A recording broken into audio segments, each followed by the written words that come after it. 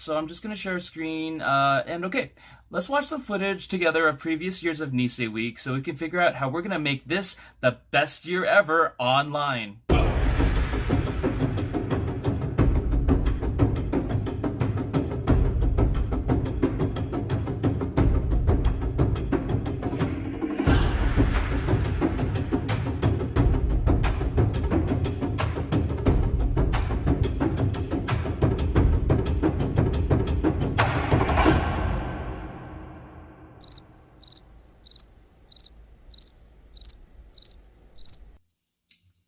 Okay, so how are we going to do all that for a virtual event all online, like while we're all sheltering in place from our own homes? Well, let's just think about all the stuff that we usually do and just think about how to put those events up online. Okay, let's work backwards from the closing ceremony. Like, how would we even do the ondo? Like, teaching the takobushi. It's not a problem. We can just easily teach it online, like an online tutorial. Super easy, super straightforward. Just show them the moves and repeat. Yeah, and just add a lot of energy to it. Let's dig and dig and dig and dig over the shoulder, over the shoulder, over the shoulder. Let's finish. Ganbare! And with green screens, we can add some flavor. Can you dig it? Can you dig it?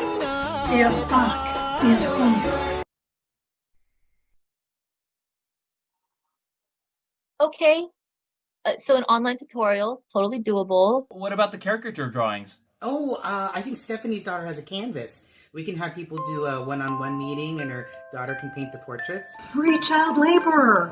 Yeah, let's not use free child labor.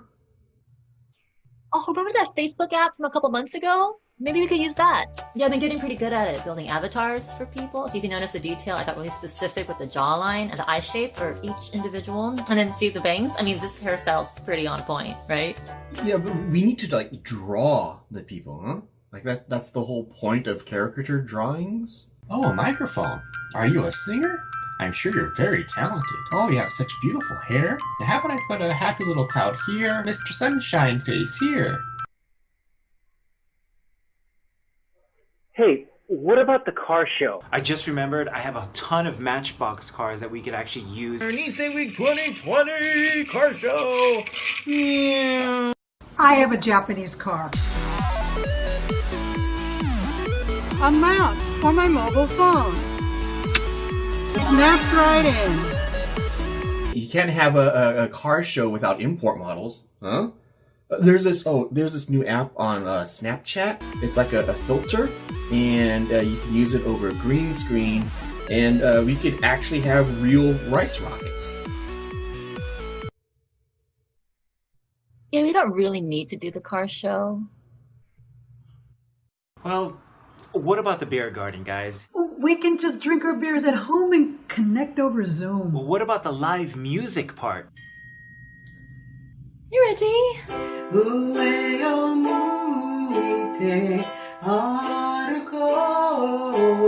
We need live music, like in person.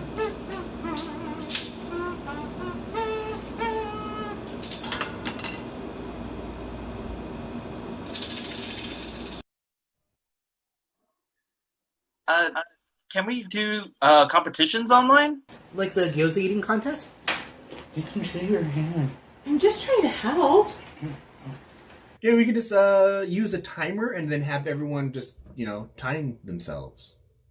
The competition's so much better when it's side-to-side live competition.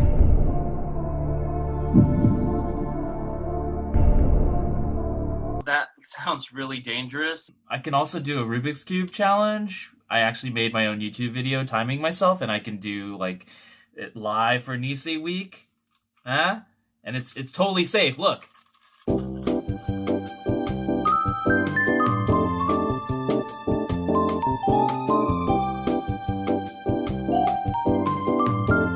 Much, much, much later. Wow, that's really good. Wow. Wow, yeah. Okay, so this is a lot harder than we thought. What about the karate demonstration? JJ does karate. He can just like film a demonstration in his backyard, you know, social distance of course, and then he could just show us some of his tricks and stuff. Yeah.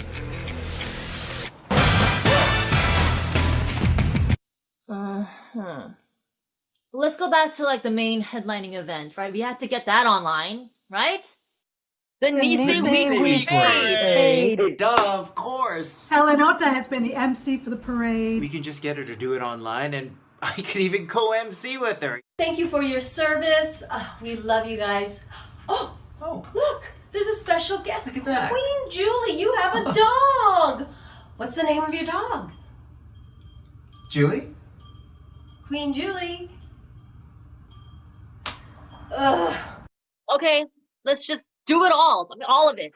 Howard, work on the trailer and let's start marketing this thing. Nisei Week 2020!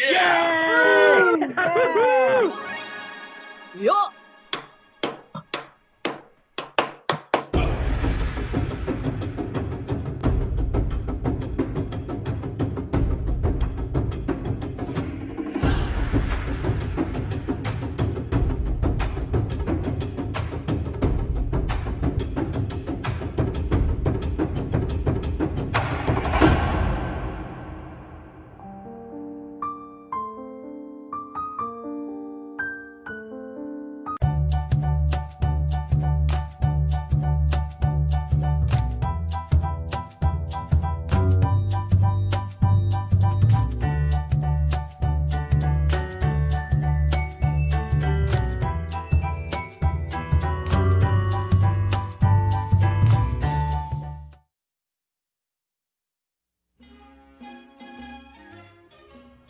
Hello everyone, my name is David Yamahata and I am the president of the Nisei Week Foundation.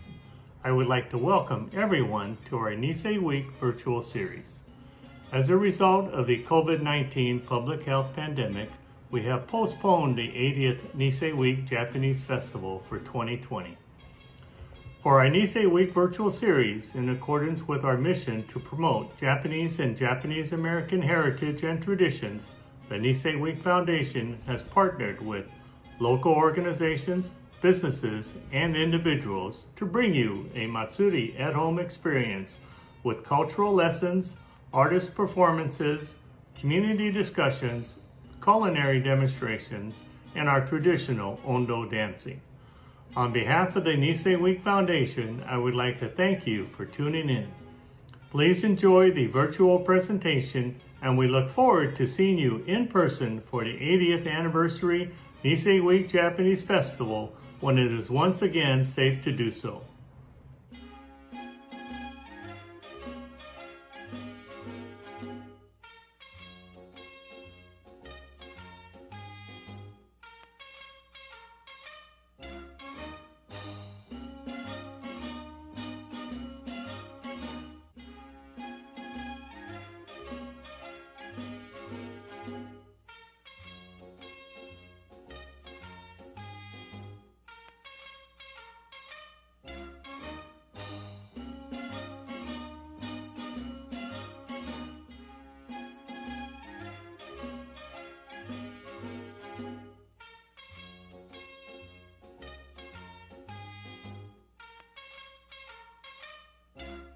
Alright, woo! Come on, let them hear it, everyone. That was amazing. We really enjoyed watching that. Thank you so much, Cold Tofu, for kicking us off today. And we want to thank you, David, for your tireless dedication and leadership through the year. We are so very, very lucky to have you. We'd also like to thank Kirin for sponsoring today's programming and for being a longtime supporter of Nisei Week. Well, here we are, folks. Welcome to day one of the very first virtual Nisei Week series. All right, my name is Rob Fukuzaki. No, shout out to Rob Fukuzaki though. No, my name is Derek Mio, and I'm going to be your host for today. Well, who am I? Some of you might recognize me from a little TV show called AMC's The Terror Infamy, now streaming on Hulu and Amazon Prime, the second season. And what it is it follows a group of Japanese who are being haunted by an obake ghost during World War II. So you know there's going to be some internment camps in there, which means you have to watch it. No, but it was a very special project for me personally, so please do check it out. Okay. In all seriousness, thank you to each and every one of you for being here with us to celebrate our community and culture in the spirit of Nisei Week. Now, throughout the program, we are going to highlight various aspects of both Japanese and Japanese American culture. Shout out to Rui Hachimura, Naomi Osaka, Colin Morikawa. There's too many to name at this point, which is awesome. Which just shows you that the culture is constantly evolving. Right? Am I doing it right? Goseis? The Goseis know what I'm talking about, don't you, Goseis? Okay. Now, while you sit back and relax and enjoy the show, perhaps with a kirin, we want to emphasize the importance of supporting our local businesses in Little Tokyo during the current pandemic. Here's a message from the Little Tokyo Community Council introducing their initiative and how you can help from home. Hi, my name is Kristen Fukushima, and I am the Managing Director for the Little Tokyo Community Council.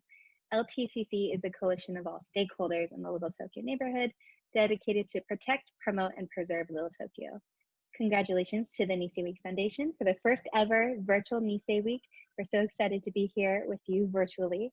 And in the spirit of Nisei Week's own dedication to the promotion of Little Tokyo and its small businesses, we are excited to share with you our collective community GoFundMe for small businesses in Little Tokyo.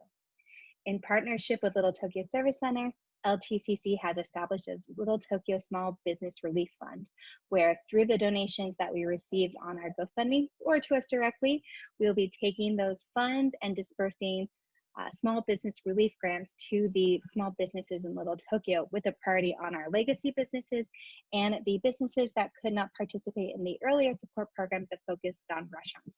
So like retail, services, salons, things like that. And we know that businesses do not only just need the financial support, but they also need a morale booster, because these are hard times for all of us. And what's nice about the GoFundMe is it really does both.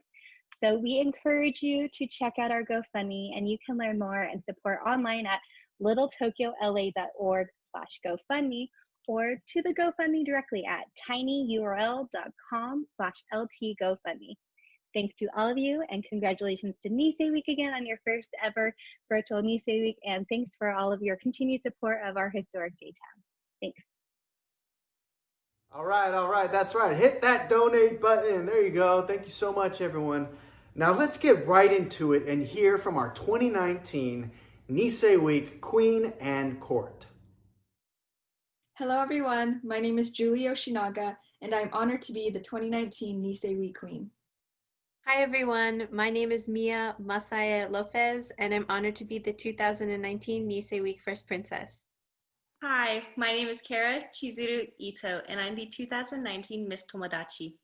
Hi, everyone. My name is Ariel May Imamoto, and I am proud to be a 2019 Nisei Week Princess. Hi, everyone. My name is Emily Yuiko Ishida, and I'm honored to be a 2019 Nisei Week Princess. Hello, everyone. My name is Kayla Sachiko Igawa, and I am honored to be a 2019 Nisei Week Princess. Hi, everyone. My name is Marika Kate Gottschall, and I am honored to be a 2019 Nisei Week Princess. We wanted to share our Nisei Week experience with you and give us insight into our year. We've had quite a year as a court, especially with the pandemic in the middle of our reign. I'm so grateful we've experienced this together, and we've made so many memories and learned so much. We'll miss celebrating the Nisei Week Festival this year, but thinking back to last year, Emily, what was your favorite part of Nisei Week? One of my favorite visitations was when we visited the Go for Broke Museum. I thought I knew my family's history of being incarcerated at Manzanar, but I ended up learning so much more of the intimate details of their lives. It was emotional to hear about the hardships and strict human rights that my family, along with countless others, had to endure. It brought me a true sense of gratitude thinking about the struggles that they had to go through in order for me to have the privileges and rights I have today. What I learned at Go for Broke gave me a new passion for Japanese American history and the importance of keeping it alive. Mia, what visitation had the greatest impact on you? The visitation that had the greatest impact on me was definitely the flower market. It's a place that my family and I have always gone to ever since I was little to now to get flowers for any and all occasion, and getting to learn about all of the different vendors that have how long they've been there. And plus, like, I love flowers and being around nature, so that's always going to be a good time. And then we ended it off with some delicious food right next door, and I feel like that's a perfect morning. But we had so many other events during the week. Oh, Kara, what was the most exciting event for you? The most exciting event for me was definitely the gyoza eating contest. Not only because of my love for food, but it was amazing to see people from outside our community to come together and celebrate Nisei Week. I was not only amazed by how many gyoza someone can eat in such a short amount of time, but how much fun everyone was having in this special event. I can't wait to participate in this event in the future, even though it may be a little challenging for us. Speaking of challenges, Marika, what was your biggest challenge during the Nisei Week program? I knew going into Nisei Week that public speaking was going to be my biggest challenge. I've never been super comfortable speaking in front of big crowds, and the Nisei Week program really allowed me to feel more comfortable and more confident when speaking in front of people. Kayla, what was the biggest thing that you learned through this experience? I learned so much from this past year, but I think the biggest thing I learned more about was the Japanese culture. I really enjoyed participating in the Japanese cultural classes during training, like karate, ikebana, and tea ceremony. Karate was something I never expected to take an interest in, but I really enjoyed learning the discipline behind it all. After the ikebana class, I learned my aunties also took those classes when they were younger, so it was really interesting to learn more about my family. Before Nisei Week, I was able to watch a tea ceremony, but this time I was able to participate in it and learn more about patience. So I really appreciate the Nisei Week Foundation and the Queen and Court program for providing this opportunity to learn more about the Japanese culture and the teachings behind it. So Ariel, how has the Nisei Week Queen and Court program encouraged you to stay involved in the community? Participating in the Queen's program really solidified the importance of two Japanese kachikan, or values. The first one being kodomo no tame ni, or for the sake of the children, and the second being okage-sama de, because of you I am. So the first one, kodomo no tame ni, importance of it was really solidified through my experience because we got to meet so many different little kids, and a lot of them just us walking through Little Tokyo and seeing us throughout our Nisei Week festival experience. They were kind of in awe. I don't know why, but they were in awe just to see us and to see that there are younger people still very involved in the community, and it inspired them to maybe learn more about it, or for specifically the younger girls, they were really excited because they saw princesses that looked like them. So it really, really solidified the fact that, I want to make sure that this experience and everything that I've experienced within the Japanese American community stays around for the next generation. The second kachikan, okage-sama de, the importance of that was solidified, especially when we went to KI and the other Cato facilities in Boyle Heights. And we got to sing some songs to them, and it was very embarrassing for all of us, but the seniors and the residents really enjoyed it, and they had such a great time and pure joy on their faces. And so while it was so nerve-wracking for all of us, it really made it worth it because we got to give back to the older generation.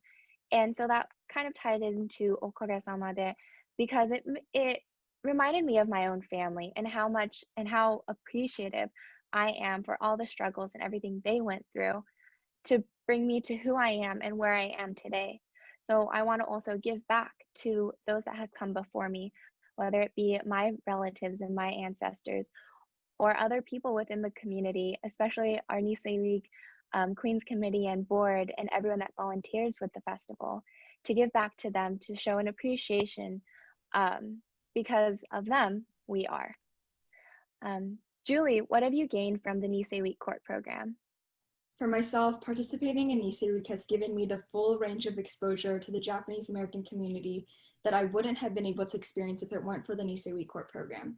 Attending events like at the LTCC Keepin' It J-Town Dance, to the Kizuna Showdown, it has given me the opportunity to meet community leaders from all pockets of our community whom are so dedicated in the work they do.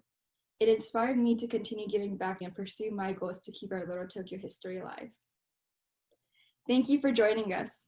We're so grateful to have represented the community this year and looking forward to continuing your support next year.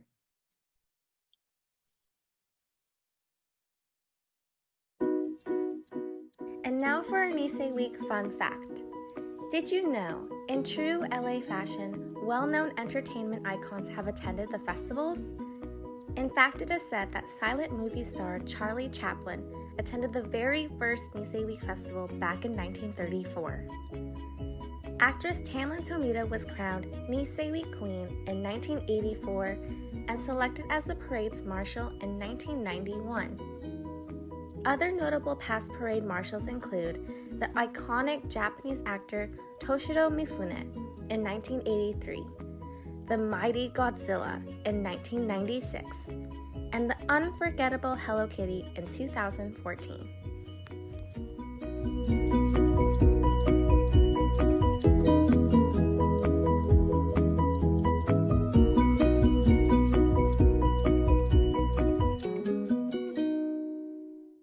Chaplin, Mifune, Tomita, Mio. 2020. Thank you to the 2019 court for all they have done during their year as community leaders. Up next, we have two segments that demonstrate different art forms showcasing Japanese culture. First, we have Kuniharu Yoshida, who will be sharing a calligraphy demonstration. Kuni leads free calligraphy workshops through the Sustainable Little Tokyo program, Shodo for Little Tokyo, to share his passion for this traditional art form. Take it away, Kuni!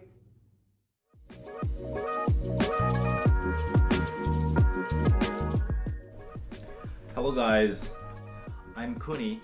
I'm Japanese calligraphy artist slash polka dancer and Japanese language teacher based in LA. So I'm going to share the season's word with calligraphy lecture. It's called Risshu, and writing style is Shoten style. 立秋。旧暦ではこの日から秋の始まり。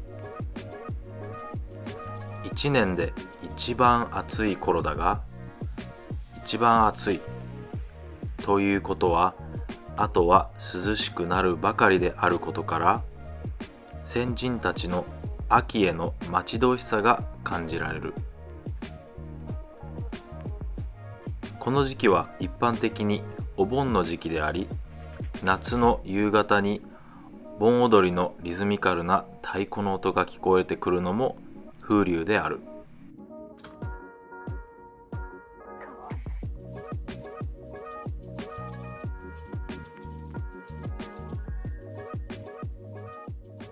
Thank you, Kuni. To learn more about Shodo for Little Tokyo, follow the link below at sustainablelittletokyo.org.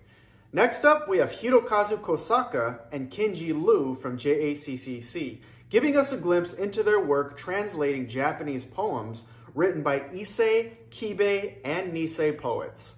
This poem brings us back to 1936, 2 years after the first Nisei Week. It captures a valuable point of view from an Issei adapting to life in America and shows us the foundation of our culture. At JACCC, Hirokazu is the current master artist in residence and Kenji Liu is the current Mellon Community Curatorial Fellow. Morio Hayashida was born on August 25, 1904 in Fukuoka Prefecture in Japan, and died April 23, 1993 in Los Angeles. He was a Issei, first generation, Japanese immigrant who immigrated to Los Angeles. He worked as a writer for the Rough Shimpo and Kashu Mainichi, and is a gardener. He wrote many of the poems, but yet his sort of autobiography, if you will, I still have it in the handwritten form, but thousands of pages of his writing is wonderfully kept in our collection.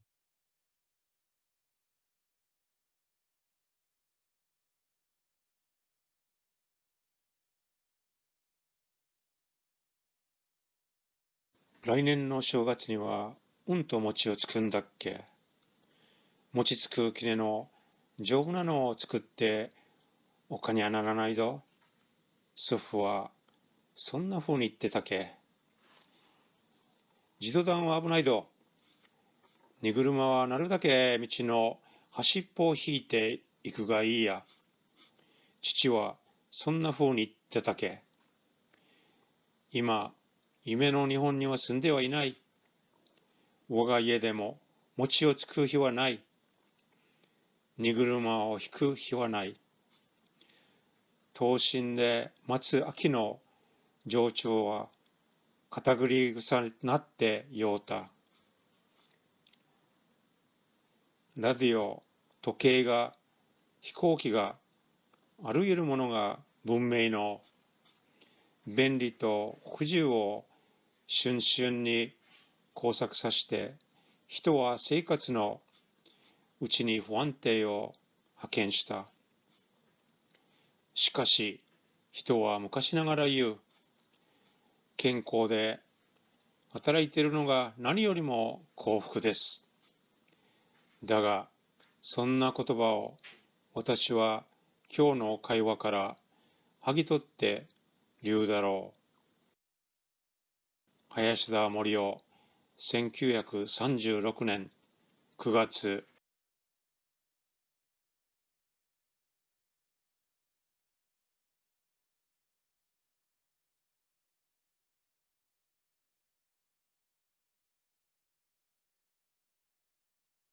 Wow, what a great project to preserve our Japanese heritage. To find more of the fantastic work that the JACCC is doing, please find the link in the description below. Now, let's hear from some of the organizations that have supported Nisei Week and are working so hard to keep Little Tokyo alive and well.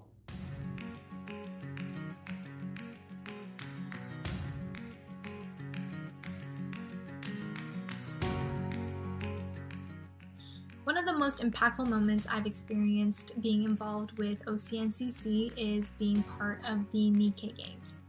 I am in awe of witnessing how sports can bring together a family of multi-generations, from the participation of a 1-year-old all the way to the participation of their grandparents or even their great-grandparents as well. Some of the most impactful moments I've experienced in our community is just watching all of our different generations contribute to our Japanese community. Learning the ropes from my dad and even from grandpa. Everything from going to events, from meeting new people, with grandpa's involvement in Nisei Week, and seeing it as a child has made me want to be a part of it. And I'm honestly very, very happy I decided to go that path.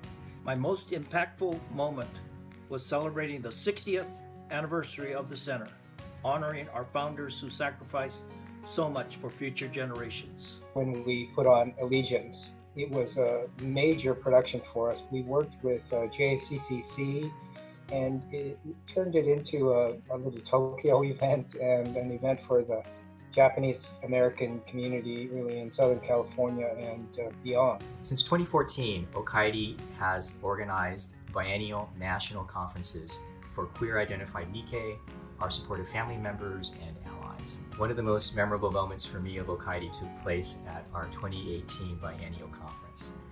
A mother of a transgender child spoke about how for years, because of her religious beliefs, she was unable to fully accept her child, which strained their relationship. She explained, though, that she attended Okaidi's 2014 biennial gathering and there met other parents and people of faith. And through conversations with them, she was ultimately able to fully accept her transgender child and heal that relationship.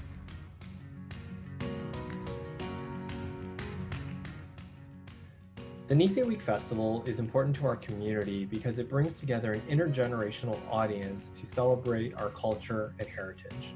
I think the gathering of community is my favorite aspect. You go to the parade or you go to any of the events and you get to see people that you haven't seen in a really long time, doing the odori dancing, the karate groups or the judo groups. Calligraphy, ikebana, you could dance, you could eat a lot of good food. There's just so much fun things to do at the Nisei Week Festival. My favorite aspect of the Nisei Week Festival is coronation.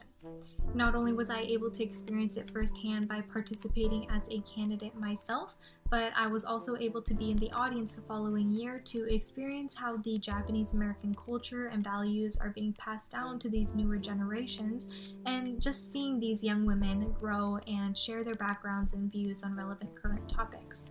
Just watching all the participants and all the volunteers coming out year after year and volunteering their time in order to keep our Japanese community spirit alive. My favorite aspect of Nisei Week is there are activities for everyone's interests.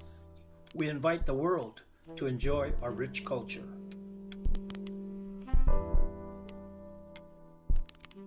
Donating to organizations like the Little Tokyo Service Center and the Little Tokyo Community Council, which are providing vital organizing, advocacy, and direct services to Little Tokyo residents and small businesses. Right, so sustainability for us isn't just environmental, it's also about our small businesses, our arts and culture, our history. You can order food and support our legacy small businesses, support the artists and arts and cultural organizations, become members, make donations. This is really a time when we really need to support and save these really important parts of our neighborhood. So I would like to ask everyone to come out and support Little Tokyo businesses and its many community organizations, just as our Issei and Niseis did. And let's keep Little Tokyo vibrant and alive. Even during this time, everybody needs to remember that East West Players is still alive and we're still producing work. You can go to our website at eastwestplayers.org. And also, we would appreciate any donations you can to keep continuing and producing work and arts for everybody in our community. I invite you to join us in celebration of the older adults in our community by participating in our annual Keiro no Hi Festival on Saturday, September 12th, this time in a virtual format. We will have hosted bento lunches available for older adults to pick up at various locations throughout Southern California, and our virtual program will be live streamed on our website that day. Please visit our website at keiro.org for additional information or to register. We had intended to host another conference this September, but because of the COVID-19 pandemic, we've decided to postpone that gathering until sometime in 2021. In the meantime, we've pivoted to online programs. To find out more about those, check out Okaidi's social media and visit our website, okaidi-losangeles.org. Future plans for the San Fernando Valley Japanese American Community Center is to build a new multi-purpose building to accommodate new programs and replace aging facilities for our intergenerational and multicultural membership. Thank you. We have a podcast called the Little Tokyo Little Podcast. You can listen online. Every other month, our Heroes Bokashi Club, where we teach the Okinawan tradition of composting. And then in October, we are going to have our Fandango Obon Festival, which will be, bringing the festival out across the city on a truck bed. So I hope you join us to do some socially distanced dancing and celebration. It'll be Sunday, October 4th. I want to thank, all the community for supporting, our studio, especially during this pandemic. It's been really rough opening and closing, but the support we had has been so great, and we really appreciate it. I know we're closed right now, but we still can do curbside portraits, come to your home, and we're still available. So thank you very much. I am very happy that despite everything that's going on, Nisei Week is continuing to be celebrated. So congratulations to the Nisei Week board. Congratulations to the 2019 Nisei Week Court for your year of hard work and dedication. And to everyone else, happy Nisei Week! Bye!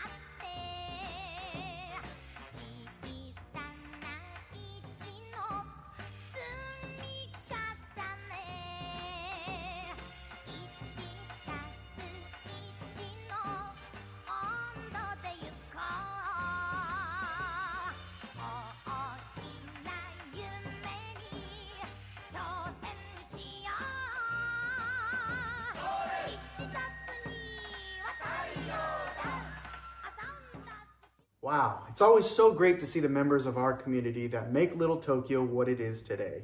Stay tuned for more community organization highlights during tomorrow's program. And now, a special message from our sponsor for today's programming, Kirin. Hey, what's up guys? This is Roy from Japangelist. We decided to release a Kirin x Japangelist collaboration COVID-19 Relief Fund Tea to help raise money for Little Tokyo Community Council. Kirin is proud to work with Little Tokyo businesses like Japangelist and provide support to organizations like Nisei Week and LTCC, and is grateful to be a part of this circle of community supporting community. And it is this support from Kirin and Japangelist that allows the Little Tokyo Community Council to further our pandemic response work for small businesses and the Little Tokyo community, on top of our ongoing work that protects, promotes, and preserves Little Tokyo. Oh, yeah, that makes sense. Oh. Yeah, so we wanted to thank Kirin again for being a long-standing supporter of Nisei Week and of the community as a whole, especially in the midst of this global pandemic. If it isn't obvious already, we are living through some wild times, but it's been an opportunity to showcase the strength and resilience of the community. And it's important to know the history that's allowed us to make those great strides throughout the years, even and especially during challenging times. Now, in light of many recent events, we wanted to share a piece of that history and how we can keep building on that strength in our resilient, diverse community. When disaster and unfair treatment present themselves, we are reminded of the resilience and strength of our diverse Nikkei community. Social activism, in its current usage, the term did not exist in the 1930s, but it would certainly fit a group of young Nisei who came up with a plan to lift the cloud of the Great Depression.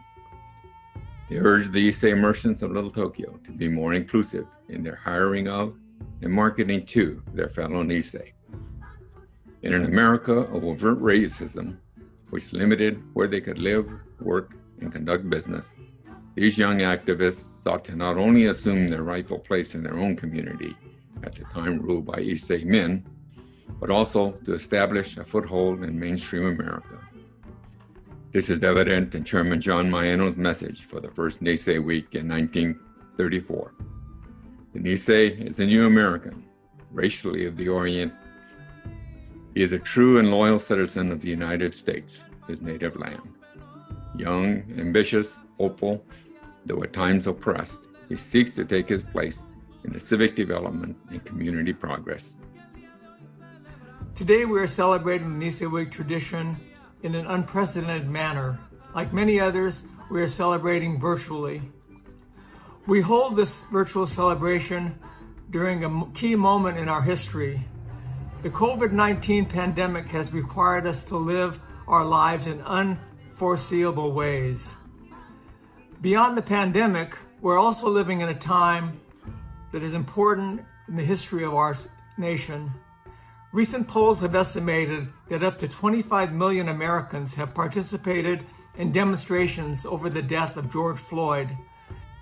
Seeing the civil rights movement unfold in the 1960s, and I saw dogs being sicked on these nonviolent protesters, demonstrators, African Americans.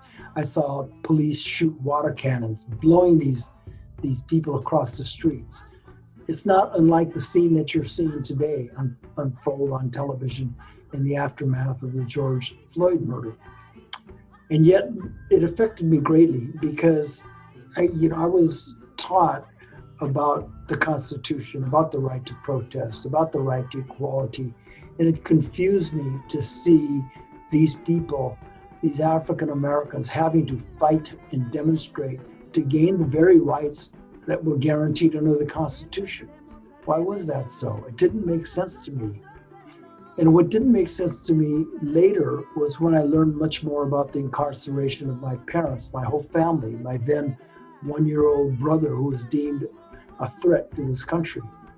And we found out much later, of course, that the justification of military necessity was totally manufactured. It was a fraudulent justification or argument for putting 120,000 people in prisons for indefinite confinement.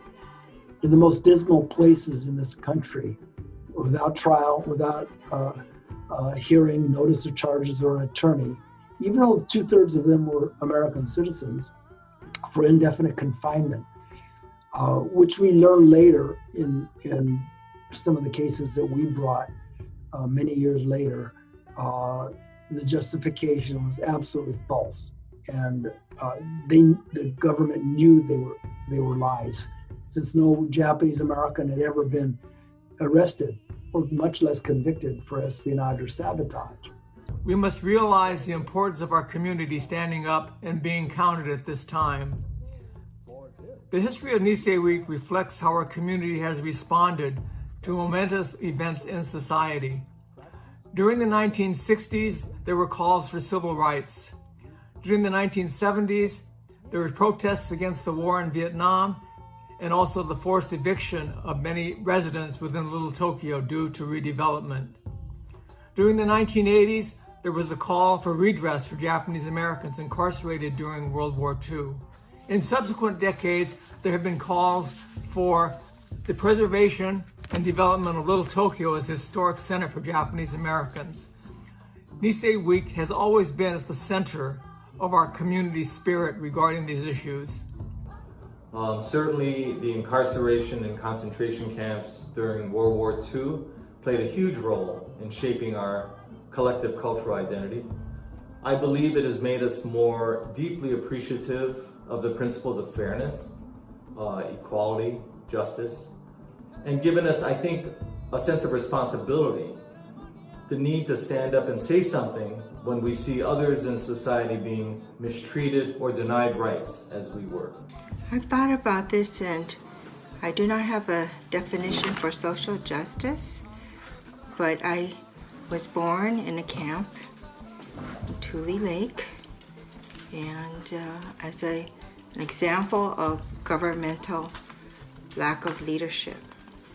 For me, social justice is having equal economic and political and social rights and opportunity as everybody else. There shouldn't be a disparity among who gets what, or how easy life is, or what they can get with what they have growing up, or what color their skin is, or their sexual orientation, or their religion, or anything like that. In the beginning, it was really tough.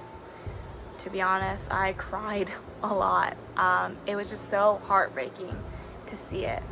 You know, my George Floyd was my mom's Rodney King, you know, like it's still going on, and it's so sad, and I didn't know how to react. Like, I was so angry and so sad at the same time. It can just start with your family. It can start with your friends. A lot of people aren't educated, so I think a lot of people need to start from there, educate themselves, research themselves, learn about the topic, about what's going on, rather than just talking about it and thinking that you're always right, you know? So one of the easiest ways to become more involved in social justice is to get educated. To talk to somebody new, listen to a podcast, read a new article, learn what challenges people are facing in different communities, to then in turn become a better ally and supporter of them. Before you act, listen, read, learn, to make sure that you're making the right action in a respectful and empathetic way. I found that one of the best ways to speak up for social justice is to find groups that are already doing the work and then offer your perspective. When I joined Okaidi back in 2019, I was able to bring my viewpoint, my experiences to the table and help them amplify their own voices. I think finding people who are doing the work that you believe in and then supporting them wholeheartedly is one of the best ways to build your own capacity to make positive social change. So for me, social justice in big part means fighting for a world where all of us have access to resources, whether it's social, economic, political, just access to resources that allow us to make the best decisions for ourselves and our lives, and to be able to do that in a community that really celebrates and uplifts all of our complexities and interconnectedness. Social justice is about people movements. I love a good people movement, but it's advocating for people to make sure that their voices are heard, especially when it has to do with social injustice, recognizing that things aren't equitable and not everyone's given the same opportunities due to race, gender, sexuality, disabilities or capabilities, and that we need to acknowledge these things, even if it's an uncomfortable learning experience, to recognize how we're different and how we're treated differently and how it's not fair, and to advocate for more fair practices, and to make people more aware of how things are unfair, to kind of correct what we can, and continue to strive for that is what social justice means to me. It's important during this time for us to not just completely react to everything that we're seeing, but to also observe and be thoughtful and gather our observations during this time so that we can take thoughtful action when the time is right. It's very important to speak up when you see something unjust, because if we do not, who will? And when we need help, who will stand up for us? And that happened to the Japanese American people. Fundamentally, it should really never be about speaking for someone else, but just using your power and privilege to be able to redistribute the power that exists in that space. And I think that talking about social justice isn't something that you can just compartmentalize to a specific space in your life. And I also just want to say that it doesn't have to be a heavy conversation either. What that looks like for me is to always be intentional about lifting up the communities that have brought me to this point, which are mainly the Black and Latinx queer and trans communities, the sex worker community, the POC writing community, the reproductive justice movement. All of those spaces have brought me to this point. And by bringing those folks into the room, I really hope to be able to offer an increasingly expansive understanding of what it means to be a queer Japanese person who's an accomplice, to be an integral part of this movement that's really fighting for the liberation of all of us. With Nisei Week again firmly established, interrupted only by a world war, and now a global pandemic, it is interesting to note the current mission statement still reflects the original message of inclusiveness: to promote Japanese American heritage and traditions while bringing together the diverse communities of Southern California through arts and cultural education. With continued inclusion, education, and vigilance, I look forward to the day when Japanese Americans and all minorities will be known and treated simply as Americans. And this is where your allies come in. This is where your notion of community should be enlarged. And enlarged to mean it's not just Japanese Americans, it is people of all colors who can come in and be allies to help out. People who have sensibilities and respect for Asian Pacific Americans, for Japanese Americans, people who, and there are Caucasians I know who speak way better Japanese than I do, and who are culturally more Japanese than I am. And to not discriminate it on the basis of color, to embrace those folks, bring them into your community, to bring the Shin Nisei, to bring in anybody who is going to support a Japanese American community or has a Japanese American sensibility or will be an ally or has been an ally in the redress movement, for example. They are your friends. They are the allyship that you need to survive. And the message is very clear to me, is that you need allies, you need support, you need people to believe in what you believe in. And if you do it in the right way, you can create the kind of political power or leverage to change this country. As a community, we have experienced what can happen when people choose to remain silent in the face of injustice. During World War II, while Japanese Americans were incarcerated, we realized that there were not many that came to our defense. There was only one national organization who stood up against the executive order placing us in camps, the American Friends Services Committee. Others chose to remain silent. That silence meant silence is consent and allowed the unjust incarceration to occur. Given our unique history with scapegoating and racial profiling that led to the camps, we cannot remain silent during this time. As a community, we must stand up and speak out in support. With the recent passing of civil rights legend John Lewis, we must remember the words he spoke this year. When you see something that is not right, not fair, not just, you have to speak up. You have to say something. You have to do something. In honor of John Lewis and the many others who have chosen to talk and speak and act out, I encourage all of us to embrace the call for social and racial justice. I gave myself permission to connect the dots. I give my permission to use my voice. I give my permission to be a little louder. I give my permission to show up for others. Now, connect the dots. Please learn from history. This should never happen again. But we have a lot of work to do. So I'm counting on the Yonsei and Gosei, and I'm asking you to do it in memory of the Sansei, Nisei, and Issei, and all the COVID from fatalities. Thank you for listening.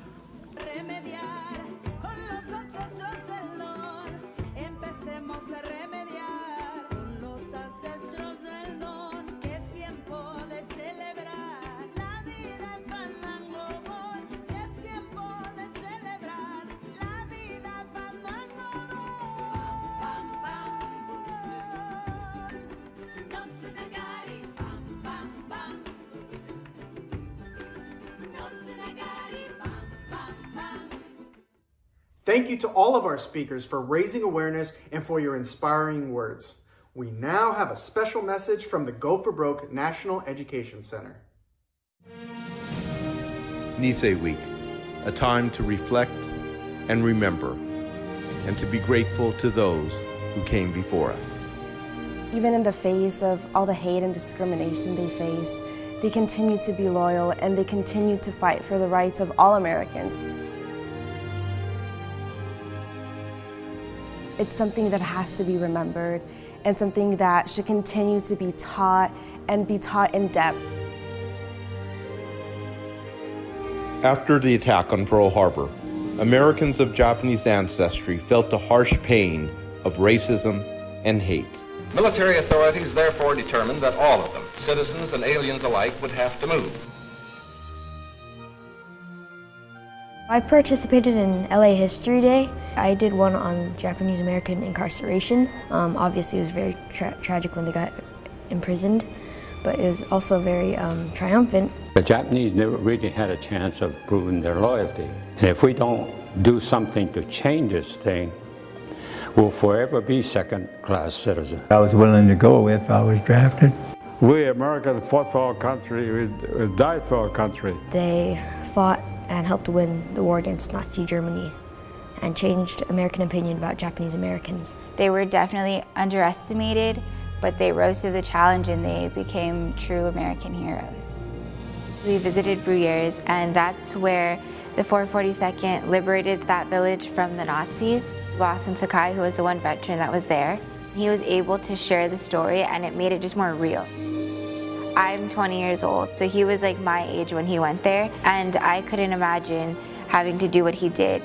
In the Pacific, they were intelligence specialists who translated intercepted messages, interrogated prisoners, and were credited with helping to end the war 2 years early.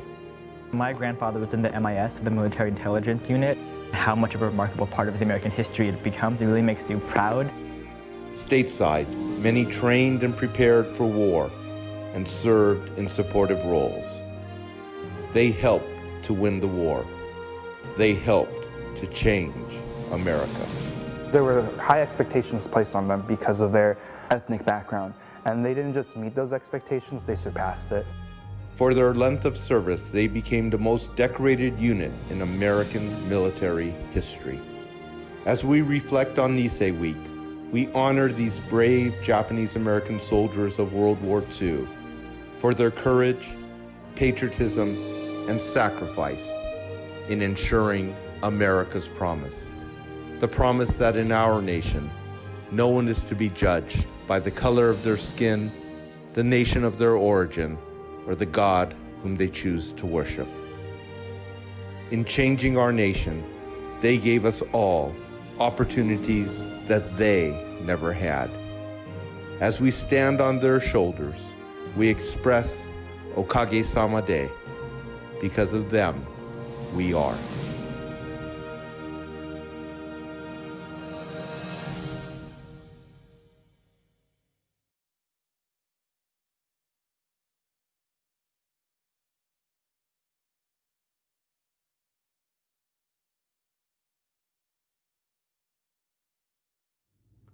Thank you, Go for Broke, and thank you especially to all of our veterans. You know, I got to play a veteran once. Well, not just on the Terror. I got to portray a real-life Nisei veteran, a true American hero from the Korean War. And if you do not know Mr. Hiroshi Hershey Miyamura's story, please do go to Netflix and check out our episode of Medal of Honor. It is incredible and you will not believe it. You know, that's what I love about acting, right? Because art is one of the most powerful ways to express your culture and identity. And this next group that I'm about to introduce to you is dedicated to that very idea. So let's hear from our friends over at Tuesday Night Project.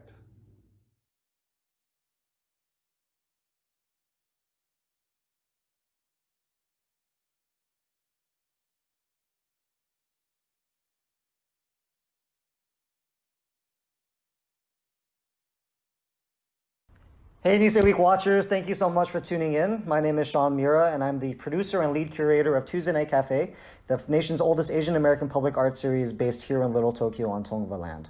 I'm also a Little Tokyo resident, and though I'm sad that we haven't been able to gather to remembrance for Obon or in celebration for Nisei Week, I'm grateful that we can be together through the internet. Tuesday Night Cafe, the space that I work with, is the flagship series for Tuesday Night Project, and we have had shows every first and third Tuesday of the month for over 20 years, from April through October. We're very much rooted in the generations-long tradition of progressive community organizing and art in Little Tokyo, and we make our home in the Atatani Courtyard at the Union Center for the Arts. We hope you'll join us in the courtyard when we return, but for now, you can follow us on Instagram at @TNProject, where we'll roll out some things that we're doing in the coming months. Today, though, I'm really excited to introduce 3 artists who have graciously recorded some performances for you to enjoy. Emi Uematsu is a Sansei poet and teacher who has published 5 collections of her writing and was co-editor of the widely used anthology Roots, an Asian American reader. She was also a public high school math teacher for 32 years and currently teaches a writing workshop at the Far East Lounge in Little Tokyo. Also performing are Joseph Kamiya and Sho. Sho is a writer and community organizer who is currently working on his first book, Shima, and collaborating with him is Joseph Kamiya, a sanshin player who works extensively with the Okinawan Association of America and has performed at the Nisei Week closing ceremony.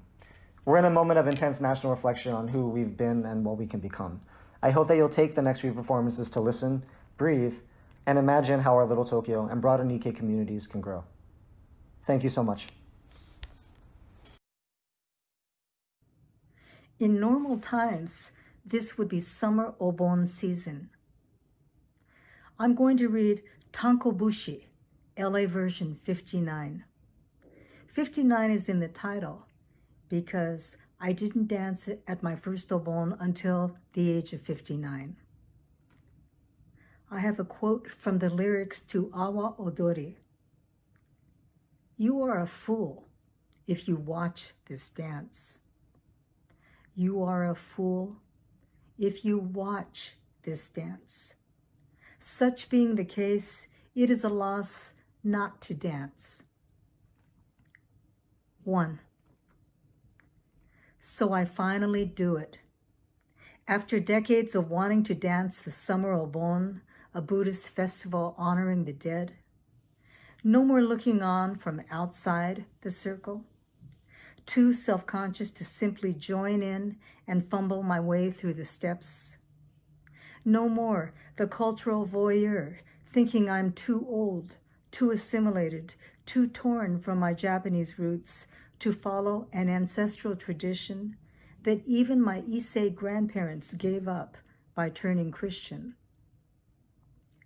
And I admit, I'm a coward, relieved that my spouse and 82-year-old Nisei mother will go with me to Obon dance practice twice a week at the local Venice temple. Any illusions that we can dance, at least to swing, funk, and salsa rhythms, show just how foolish we are. Each dance is a puzzle of arms and legs, movements hinting at hammering stone, combing hair, tying up bundles of rice. The tankobushi, my favorite, as we dig our shovels into the ground, then step back and raise hand to brow, wiping off the sweat. 2. So the big night is here. After so many years of foolish yearning, I dance inside the circle.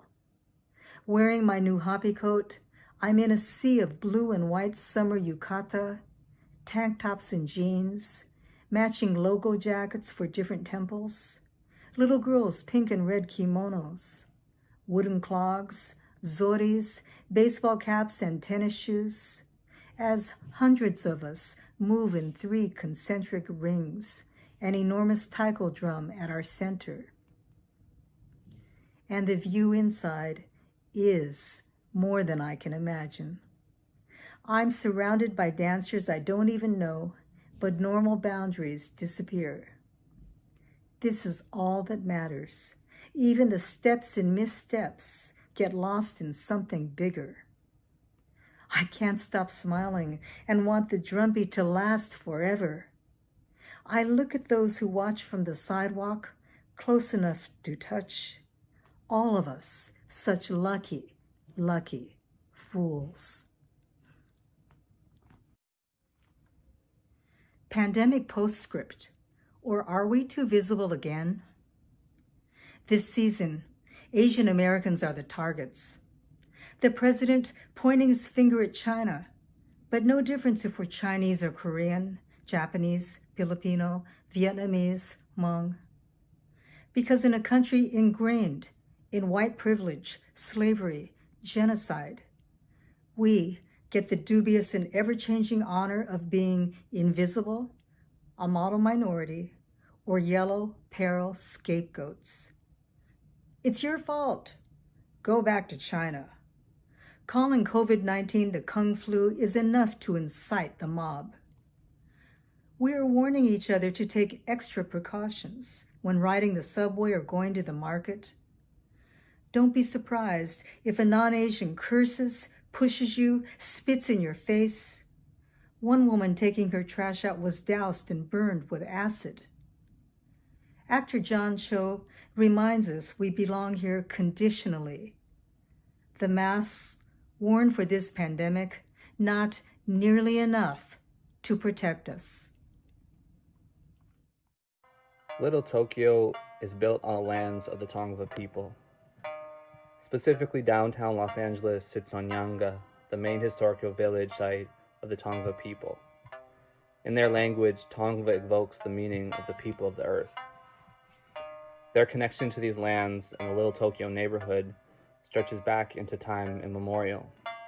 But the mission system, specifically at San Gabriel, generations of colonization, and the creation of modern Los Angeles, has worked to dispossess the Tongva from their home territories and make them almost invisible in the current landscape of downtown Los Angeles. As we gather virtually, as Shimanshu, or Okinawans, who along with the Ainu are one of the main indigenous peoples of Japan, we wish to acknowledge the presence of the Tongva people and extend our gratitude and sorrow, acknowledging our complicity in processes of erasing their history and connection to land. As we move forward as a Nikkei or Japanese American community, we hope that issues of indigenous sovereignty and resurgence are centered, both here in the United States and back home in Japan. These words and rhythms that we're about to share are dedicated to the Tongva people, in hopes that they find the strength and space to dance in perfect harmony with all the living beings who call this land home. Nihei debiru. Arigatou gozaimasu. Thank you very much. Uncle. They keep telling me to be a country, wide and certain. But I break and leak.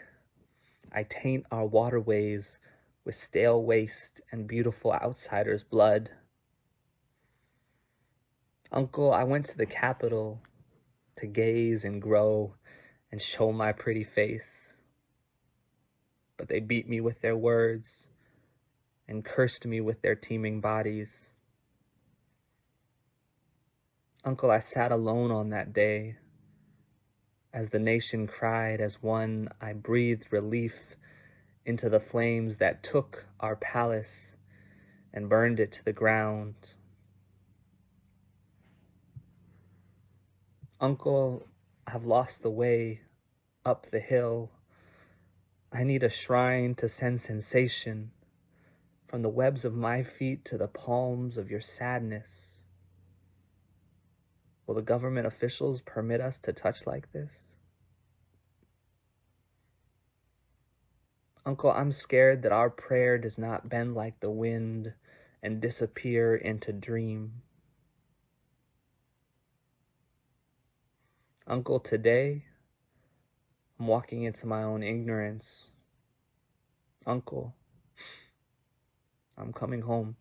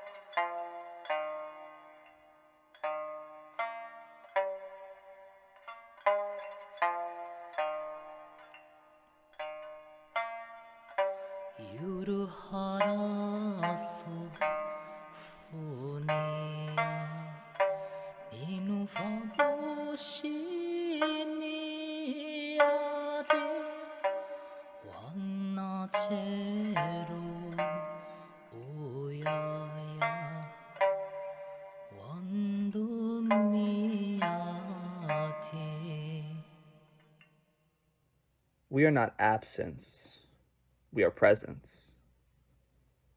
Our language is not dead, but perhaps your spirit is. It's not that we are useless, you just have lost the task. We are not shameful, perhaps you are in denial.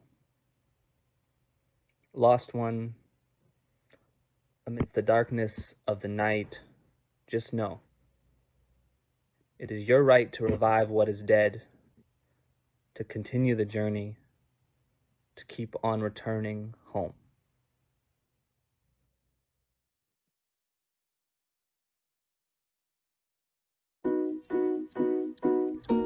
And now for another Nisei Week fun fact. Did you know Nisei Week was created by the Niseis, or second-generation Japanese Americans, to promote local businesses in Little Tokyo during the Great Depression? The first festival happened in 1934, and the first Nisei Week queen, Alice Watanabe, was crowned 1 year later in 1935.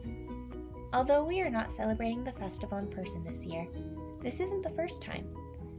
Due to World War II, the Nisei Week Festival did not occur between 1942 and 1948, but this did not stop the community from coming together for years after.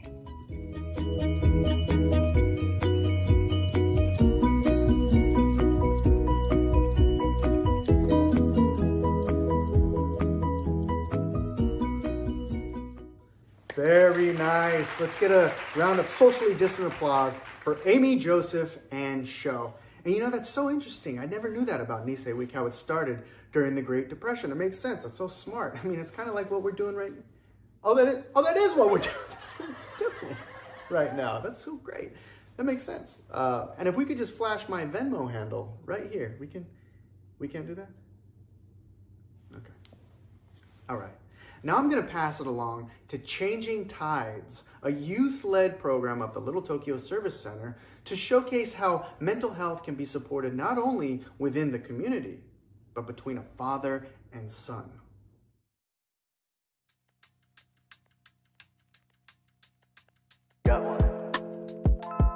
As a program of Little Tokyo Service Center, Changing Tides strives to increase dialogue surrounding mental health within the AAPI community with a strong focus on the Japanese American community.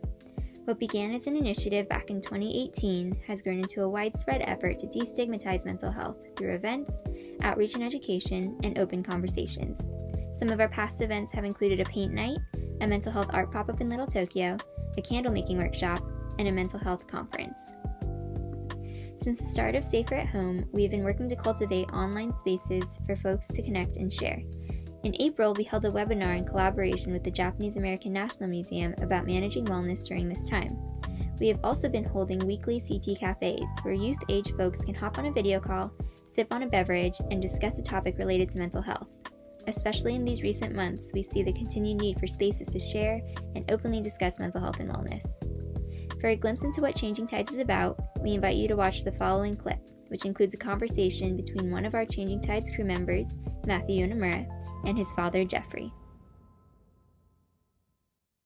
I think we kind of just started about like our own personal mental health struggles. Yeah.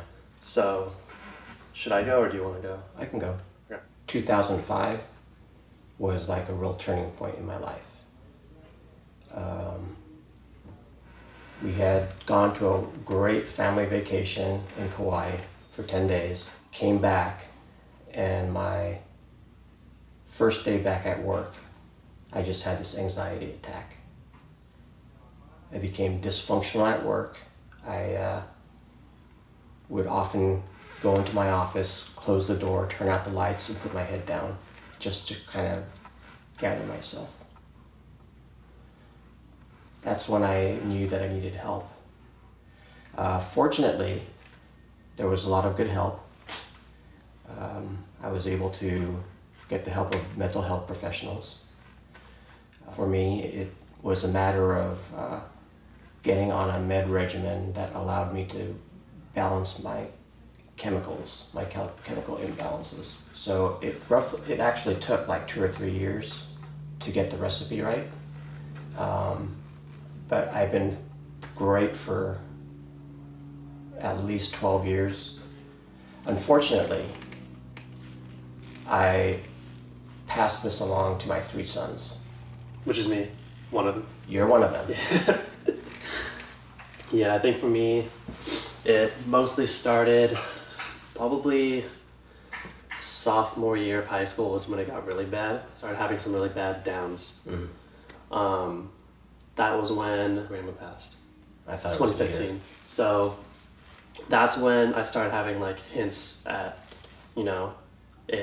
me taking my turn of early signs of depression. But I think, I was able to pinpoint like, I think my poor mood and being distant from people is due to this specific event, grandma passing. But it really came down to like senior year of high school when there was just the first day of school and the summer going into it. It was hard to find any reasons to be happy. And, there were a lot of reasons I felt like I should be happy. Like I was the president of like the student leadership group on campus. I was going to be editor-in-chief of the yearbook. I had good grades and a lot of friends. Like there were just multiple events where all my peers seemed to be happy, but I couldn't find joy in any of it for whatever reason. So I just decided, it was probably best to see a doctor and get help. So that was the irony for me too when it first hit me, is that I had no reason to be depressed. Yeah. I had a great career. I have a great family and wife. There was no reason for me to be depressed, and that's when I really knew I needed help. Mm-hmm. And similar to what you said about when you would go into your office, that was kind of like my reaction during lunches at school. I didn't have an office, but I'd find like the most quiet place on campus and just eat by myself. My depression was like one of my closest guarded secrets. And I figured one of these days when you guys get in, when you boys got into your 40s or something like that, I needed to tell you. I just didn't know I needed to tell you that early in your lives. But Yeah. I'm glad that I did. Yeah, and I think for me, I was talking to my peers and realizing so many people that, no matter how young in high school, felt similar stuff. You know, that when I was able to open up and talk to people about it, I realized I wasn't so alone in it, and that helped me a lot too. What I think is cool about Changing Tides is that it's a grassroots discussion among peers, and even if it's someone you don't know immediately, they also care about opening up this discussion. So I'm glad that you and I are both able to be part of it. Yeah, but when I found out how its mission is to deal with the stigma associated with mental health, I was all in. Mm-hmm. And it's, in many ways, it's changed my life.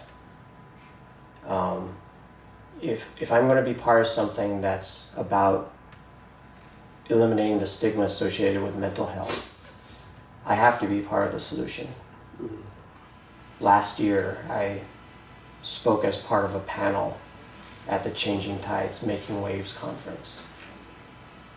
Earlier this year, I spoke on a panel in Washington, D.C. even. And just taking a leadership role as part of the Changing Tides Committee, that's something I feel very strongly about. Ever since I came on as a crew member, you know, it's validating to, first of all, be a part of the group, but to know that there's so many more people out there that listen to our message, and that I could be a part of sending that message out and developing ways for us to do outreach or talk to new people or fundraise or whatever it might be. And I've tried to be very outspoken about mental health because I know how hard it could be to approach it alone, especially with people who aren't as lucky as me to have parents as supportive as you and Mom. Mm-hmm. Because, you know, some parents don't want their kids to be put on medication, even if it's entirely necessary. I think the idea of brain medication or whatever it might be is so daunting to people, but you guys understand that it was necessary for you Mm-hmm. and for me and for your kids, because, you know, you're willing to have that discussion. Watching you show that kind of courage helped make me step up to the plate. One of the things that I've learned is there are a lot of people out there that are just like me. A lot of people have depression, anxiety, and just to mention a few of the issues, right? My hope is that in the end, that people won't be viewed as normal versus abnormal, but a mental health issue will be viewed no differently than a physical health issue. Mental health issues are hard to deal with because you can't see them.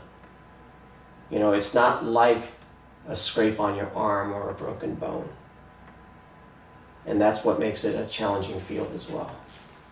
To see the way that you have learned to open up about your experiences and advocate for others has inspired me to do more than just stop at writing a yearbook article or doing a blog. Because without you joining Changing Tides, I don't know if I would have been motivated to be a crew member either, because you were a part of it before me. So although I've learned from my own personal experiences, it's been great to learn from the way you've grown from it too, and the way we've been able to kind of motivate one another to help others and help each other. Cool, are you good? I'm good. Nice. We're good. Thank you so much for tuning in, and we hope that this candid conversation between Jeffrey and Matthew has encouraged or resonated with you in some way. If you would like to learn more about Changing Tides, please feel free to visit our website, thechangingtides.org, or follow us on Facebook and Instagram. Stay safe, everyone, and a big thanks to Nisei Week for allowing us to share a little bit about what we do. Let's continue to change the tides on mental health.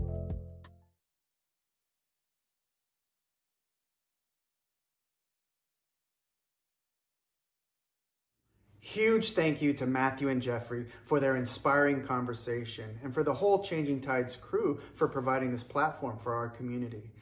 Now, to cap things off, we have a few messages from our Nisei Week sister cities in Hawaii and San Francisco, and Nagoya, our Los Angeles sister city in Japan. They are continuous supporters and participants of the Nisei Week Festival, so we are so happy to have them join us this year.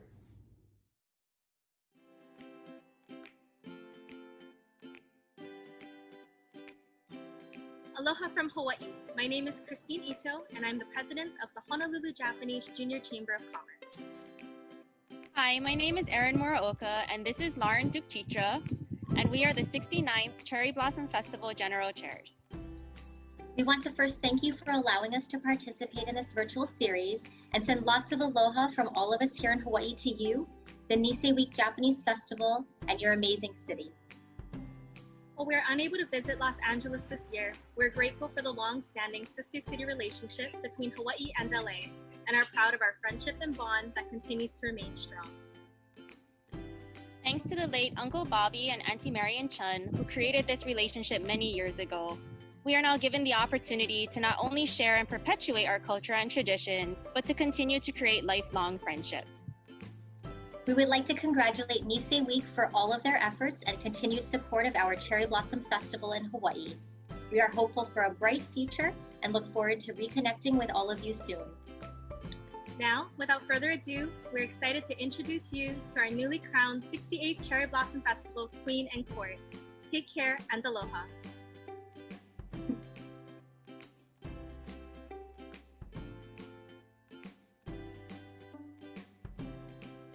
Aloha! Aloha! My name is Jewel Mahoy, and I'm the 68th Cherry Blossom Festival Queen and Miss Congeniality. Sophia Tsuruya, and I am the 68th Cherry Blossom Festival First Princess and Miss Popularity. My name is Lauren Holt, and I'm one of the 68th Cherry Blossom Festival Princesses. I'm Kelsey Ueda, and I'm also a 68th Cherry Blossom Festival Princess. And I'm Melissa Nakamoto, and I am also one of the 68th Cherry Blossom Festival Princesses. The Cherry Blossom Festival is a project of the Honolulu Japanese Junior Chamber of Commerce and is one of the longest running ethnic festivals in the state of Hawaii. The first Cherry Blossom Festival was held in 1953 and was inspired by the Nisei Week Japanese Festival in Los Angeles. Our 10-month journey as Queen contestants began in September 2019 and was filled with training opportunities and Japanese cultural classes such as taiko, bon odori, calligraphy, and my favorite, kendo. We also participated in many of the annual Cherry Blossom Festival public appearances and fundraisers. Unfortunately, the COVID-19 pandemic hit us just weeks before our festival ball, which had to be canceled. Given the challenging circumstances, we are so grateful to have been able to conclude our contestant experience at the end of June at a private virtual ceremony. The theme for the 68th Cherry Blossom Festival was Kaizen, meaning continuous growth, and couldn't have been more fitting. We are excited for the opportunity to support our local community during these unprecedented times. We're finding creative ways to stay connected and are grateful to be able to participate in the Nisei Week Virtual Series. We know that the Cherry Blossom Festival and Nisei Week Japanese Festival have had a special relationship for many years. Though we wish we could have traveled to Los Angeles to meet our sister court members and celebrate Nisei Week with all of you, we are excited to join such a strong sisterhood. We look forward to hosting our Nisei Week Ohana in Hawaii again someday, but until then, we send our aloha and wishes for everyone to stay safe and healthy.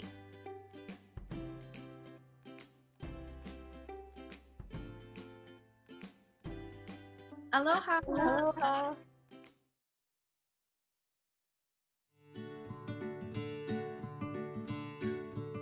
Hi, my name is Yuka Walton, and I am one of the co-chairs of the Northern California Cherry Blossom Festival Queen Program. And we're so excited to participate in today's Nisei Week Virtual Series because we think it gives us an opportunity to share our gratitude for the long-standing relationship between our two festivals. Here with me today, we have Miki Katsuyama-Novitsky, who's a longtime committee member of the Queen Program, as well as co-chair of the festival this year. Miki, can you speak to the relationship between our two festivals? Thank you for the introduction, Yuka. Absolutely.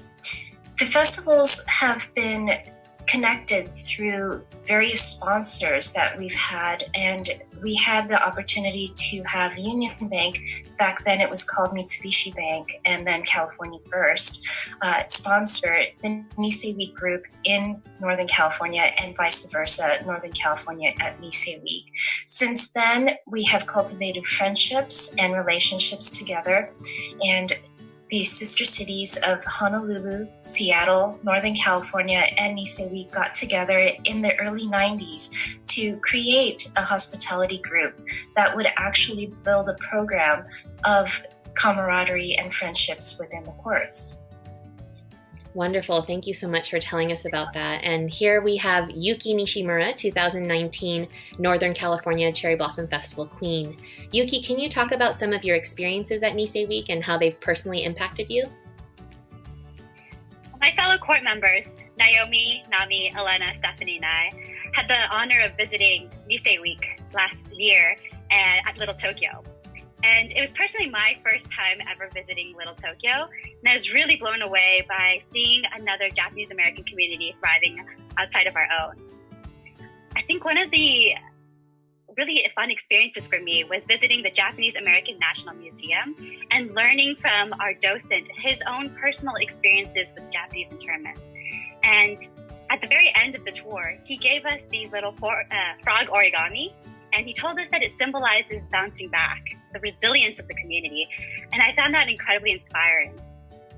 Another part that I really enjoyed was seeing the Tanabata Festival, because I'm actually from Sendai, and Tanabata is one of our biggest festivals of the year, so seeing that felt like a piece of home for me. Another really, really important part for our court was to meet with our sister court, with Nisei Week Court, and learning from them and hearing from them their own experiences, their own volunteering, their own thoughts and feelings, and hearing from these strong, vibrant individuals really inspired us. And also, I feel like it could be a great way for us to connect Little Tokyo and our Japan towns together. Thank you. Wonderful. And again, we just want to say thank you so much for allowing us to participate in the Nisei Week Virtual Series, and best wishes from the Northern California Cherry Blossom Festival Queen Program, and thank you so much.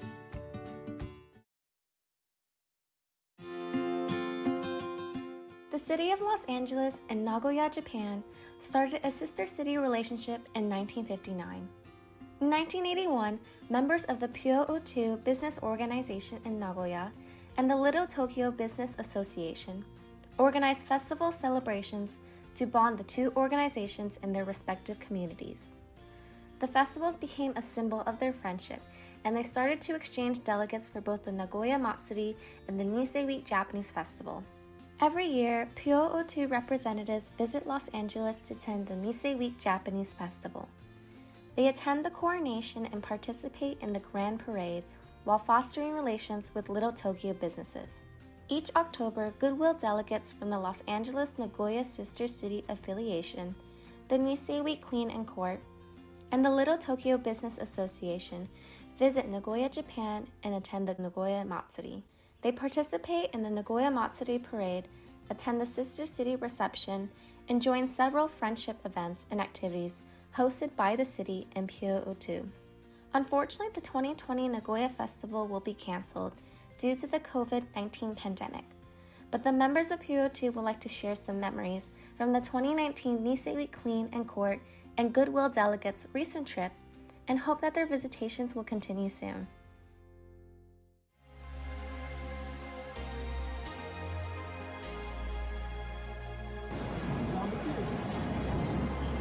This is Tanaka-san. He's part of Pyo-O-2.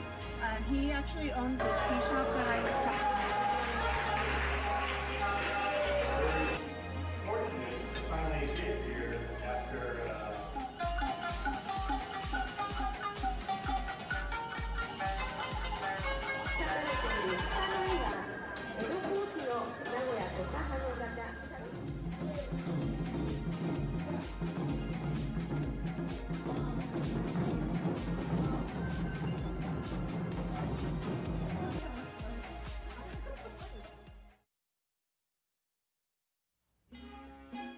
皆様、ありがとうございます。楽しかったですね。Thank you so much, everyone, for being here on day one of the very first virtual Nisei Week series, brought to you by Kirin. Someone bring me a Kirin. I want to remind you to please follow the LTCC link in the description below so that you can donate to Little Tokyo small businesses. I'm going to do that right after this. And don't forget to tune in tomorrow because we've got cooking, ondo, and more. My name is Derek Mio. It's been an absolute pleasure being with you today. Oyasumi nasai. Good night, everyone.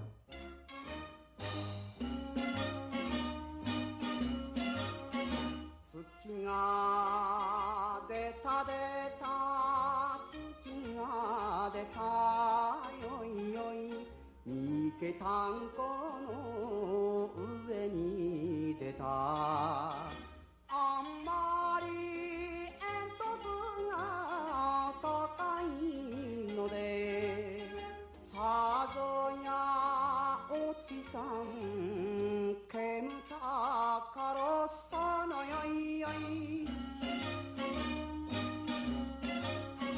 月が差し込むあばらやもよいよいなんのつらかろうともぐろついて好かれて暮らすなら夢に黄金の花が咲くさのよいよい